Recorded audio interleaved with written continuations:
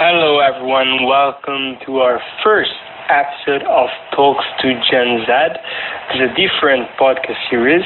We usually interview Gen Z, as you know, of course. But in this series, we are going to interview people that are interesting for our generation but do not belong to our generation. Our first episode today is a proud millennial, as she defined herself. Her name is Makeda Waterman, also known as Yag Writer. She just joined the Instagram Live, so I'm going to invite her on the stage and I'm going to let her introduce herself as soon as she accepts my invite. She should be here. Hello, Makeda. How are you doing? Good. How are you today? I'm perfect. Nice background. I love it. Yeah, I'm doing my best to change up here. Am I pronouncing your name correctly, Makeda? Yeah, you say it in the Ethiopian way, so that's correct. Okay. First off, I want to introduce you. Maybe we can do this together. I know that you're a branding consultant. You are based in Canada. I think of yourself as a content ninja. I love what you do. I love how you move on TikTok, on LinkedIn. So you're also somewhat of an influencer on three platforms, I would say. Instagram, TikTok, and LinkedIn are your main platforms. And you are not a Gen Z. This is actually the first time we're not interviewing someone from Gen Z. You're a proud millennial, as you said yourself. You work with some big names. I saw Glassdoor. I saw Huffington Post. Is there anything else you would like to add to your background, to your introduction? I'm just excited to be here and just really give the Gen Z some tips and advice. There's a lot that everybody can learn, from young to old. Absolutely. So, yeah, I'm excited to be here. Today with you, I want to talk about LinkedIn. I think you move really well on this platform, and it's such an interesting platform for me. I think it has some great opportunities, even for young people as myself. It used to be more of a just online CV type of thing. Now it's more of a content platform. What are some mistakes that you see Gen Z making on this platform? Sometimes I see them kind of responding disrespectfully in comments. So I'll just give you an example. Maybe an adult will say something about female empowerment or something like that, and then I might see a Gen Z come in and say, well, if she wasn't for doing this, or if she wasn't like this, as a man, this is how I'd react, and it's not usually a conducive kind of conversation. It's disrespectful. So those are some of the things that I notice on LinkedIn with Gen Z sometimes. Right. And of course, LinkedIn is a professional social network, so it adheres to different rules, even in terms of, as you said, tone. Do you think even before you're in the workforce, so let's say you're studying, because most of Gen Z right now, they're actually not working, they're still studying or still educating themselves. Do you think it's a good idea to start posting, to start updating your profile on LinkedIn? Absolutely. I do follow some Gen Z. One is in Harvard Law. The other one is local here. And they've created quite a mass of following, not just on campus, but just with adults and startup companies and stuff like that. And what I'm really seeing them doing is just take short conversations, like 15-second conversations with students on campus about things that are trending. It could be tech, it could be business, it could be marketing. And then some others are in associations, so I do see Gen Z quite often just showing. They promote that, yeah. Exactly. I personally, I used to do this myself. Now I'm trying to change how I do this, but I used to keep my LinkedIn updated, but only when it came to just updating my LinkedIn with my working experience. For example, if I had a new internship, I would just write that I had a new internship. So just sort of update it as you would do with a normal CV.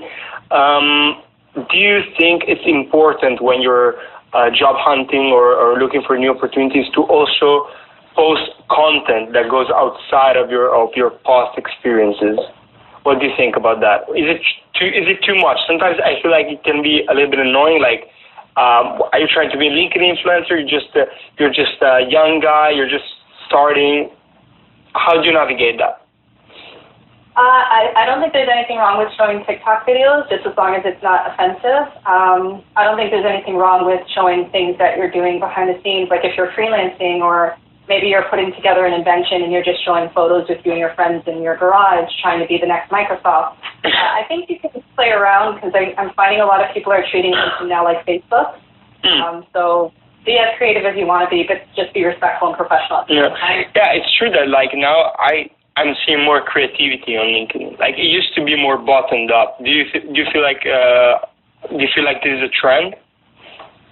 I think it's a trend. I think COVID-19 pushed a lot of every social media platform into a completely new mindset in a space. And so I think what happened with LinkedIn is a lot of people that weren't using it professionally, they started using it more, looking for jobs, trying to network in the beginning of COVID.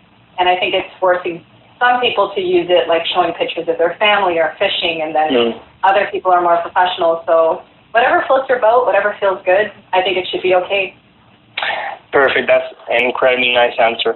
I want to change topics real quick. I actually want to talk about TikTok because you're also active on TikTok as well. I feel like in a lot of ways, LinkedIn and TikTok are opposing platforms. In a sense, LinkedIn, of course, is more reasoned, is more buttoned up, the tone is higher, and then TikTok is what is basically like the most direct and easy to consume platform we've ever seen up to now, in my opinion. But I think because of this, a lot of businesses are not capturing the business opportunities that also lie within TikTok. What do you think about this? Do you have any advice for business owners that look at TikTok and they're sort of like, I don't know what to do with it? Yeah, definitely don't go on TikTok with a LinkedIn or a Facebook or an Instagram mindset. Gen Z, they don't want to be sold. They just want to know the storytelling behind the products and services. And any company can get on there. I've seen chiropractors, surgeons, dentists, doctors. Just go on and tell stories about your products. Don't even tell them click in bio. I see that a lot.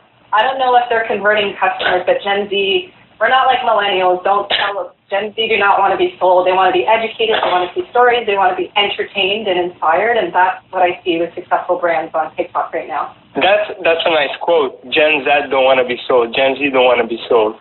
I think that captures the essence of our generation incredibly well. I have something else that I would like to ask you. This is actually brand new.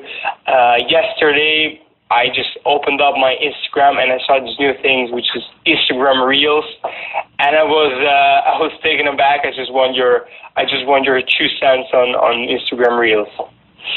I tried using it a couple of times and it bounced me out of the app, so I sent a report. But some feedback that I just see on TikTok from maybe the millennials is it's not as fun. You only have 15 seconds to upload your videos, and I hopefully it will work for me, but I don't think it will catch up to TikTok. TikTok is I feel like when I go in TikTok, it's like I'm in a new universe. Like I'm literally on a new planet because everything is on TikTok. It is the World Wide Web. It is the Google.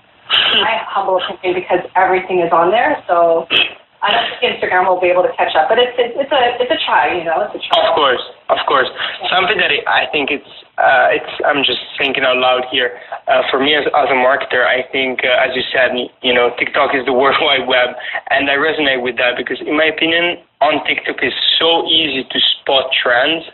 In a way, the internet just pushes itself in front of your eyes. On TikTok, it's just so easy to see what's working and what is not, and also what will work on other platforms in maybe a month or a week. Do you have this experience as well? Why do you use TikTok as a marketer yourself? Well, I'm just there to tell stories. 75% of my audience is Gen Z. They're honest. If they think you look good in a photo, they'll tell you look good. If they think you're fake, they'll tell you. And that's what I love about your generation is you're not like millennials. Millennials will wait until you leave the room, but Gen Z, they are completely honest. I haven't had any trolling or negative comments. The Gen Z, they're very respectful, but I can tell they want to learn. They're there to learn about things that they can't learn in high school, university, and college. And I think that that's why so many of them gravitate more to my page. And I wasn't expecting it. I thought more adults, more baby boomers. Yeah. 75% of my followers are Gen Z, and they just. So this is on TikTok or in general, 75%? That's on TikTok. Okay, right. So that's interesting because as a millennial, having 75% of Gen Z, that's a lot of data from another generation. And you in this little chat we just had, you referenced the difference between millennials and Gen Z a few times. What are other things that you noticed that your generation did differently from Gen Z? On TikTok or just in general? No, in general, even if you have some thoughts on that. I think millennials, we care about companies that are environmentally friendly, and we're not getting married as quickly. We want to pay off our student loans and pay off our debts, and then get married and then have kids. So that's why a lot of them, and where I live, at least in Eastern Ontario, like Toronto, it's extremely expensive. So there's this whole thing with the baby boomers, millennials. They're in the basement, living in my basement. It's just we're trying to. It's just hard, yeah. Yeah, I'm lucky. I live on my own. I've left my parents' nest a long time ago, but we want to see companies that represent something other than wanting to make money, like a rags to riches story, and they are giving back to the community. Like that's millennials. Okay. And we kind of want to do things differently than baby boomers. We will wait until our mid-30s, late 30s to buy a house for the first time because we just want those credit cards and student loans to be paid off first. And then, unfortunately, we're in a recession, so a lot of them are holding back on getting married. I know some millennials that were supposed to get married this year, and they're afraid. Maybe they might lose their job. So it's just a totally different age group, totally different mindset, but we wait a little bit longer to make big life decisions. I think Gen Z even embraced that, and now they're almost shifting paradigm. So I haven't heard a single Gen Z talk, for example, about home ownership. In a way, they've given up, but in a way, they've embraced a new paradigm, and I'm extremely curious to see what happens. Probably we'll just rent for our lifetime. I don't know. You never know. Anyway, thank you for being with us. Super interesting chat. We talked a lot. We talked about LinkedIn, TikTok, how these platforms cooperate, how they're different, and we talked how Gen Z behave on this platform and how they can behave better, hopefully. So thank you for that. There's definitely some nice quotes for our post in this interview. So expect to be tagged. And thank you for being for us. Do you have anything to say, anything to plug? I'm looking towards you, Gen Z. You guys are honest, and you guys bring something to the table that baby boomers and Gen Z and senior citizens cannot bring. You guys grew up with social media and technology, and I would love out of this to see in maybe the next 5 years more billionaires, more millionaires in your age group because you guys. Hopefully. And you guys aren't afraid to challenge authority, and I, as a millennial, I would be so super scared to challenge authority, but you guys are fearless. So keep doing what you're doing. Keep embracing technology and be yourself. That's what I would have to say. Thank you, Makida. Thank you for your time. See you.